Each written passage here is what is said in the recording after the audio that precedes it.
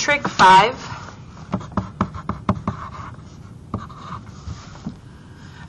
Trig 5 is we are going to be changing from degree form to degree, minute, second, and vice versa, from degree, minute, second to degree form. We need to be able to convert back and forth. This comes into play when you're if you're doing any kind of nautical things or military flights, aeronautics kind of things.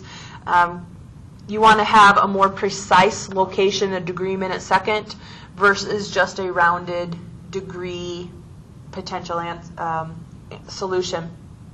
So we're going to learn how to change from degrees to more specific degree, minute, seconds, and vice versa.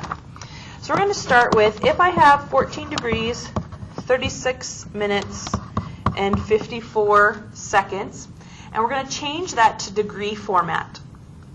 Changing it to degree format is quite simple for us. The whole number part stays, and then the degree and minute, because that's a partial minute and second, I'm sorry, the minute and second are a partial of a degree. That means they're the decimal part. So the degree part is the whole number, and the minute and second is the decimal location. Now, there are 60 degrees, or 60 minutes in 1 degree. Therefore, we would put the minute over the degree. 36 minutes, 60 degrees, 60 minutes equals 1 degree. Well, there's 60 seconds in 1 minute, but we have to account for the 60 that are in the 60 minutes that are in a degree. So we take 54, and we have to account for the 60 seconds and the 60 minutes, so we divide it by 3,600, the 60 and the 60. So we're going to get 36 divided by 60 plus the 54 divided by the 3,600, and we get the 0.615. You could put it all straight into your calculator. You could go 14 plus 36 divided by 60 plus the 54 divided by the 3,600, and you get all of it together.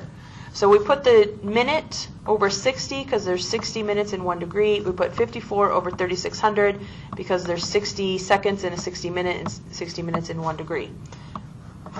Changing degree, minute, seconds, 2 degrees. All right, so let's go the other way.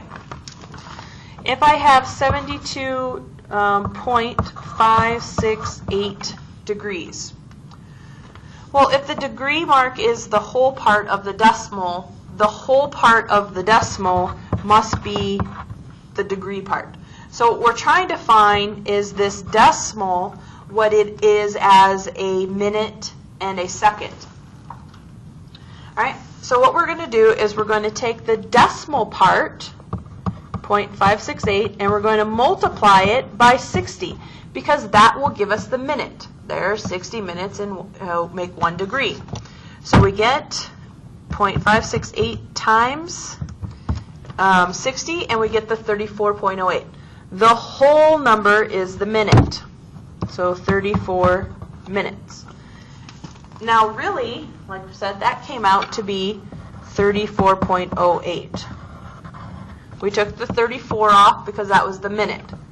The 0.08 we're going to multiply by 60 to get the seconds.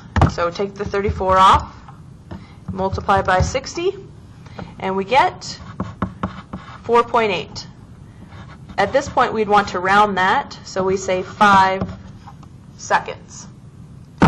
72.568 degrees is 72 degrees, 34 minutes, and 5 seconds. The decimal times 60 gives me the minutes. Take the whole part off.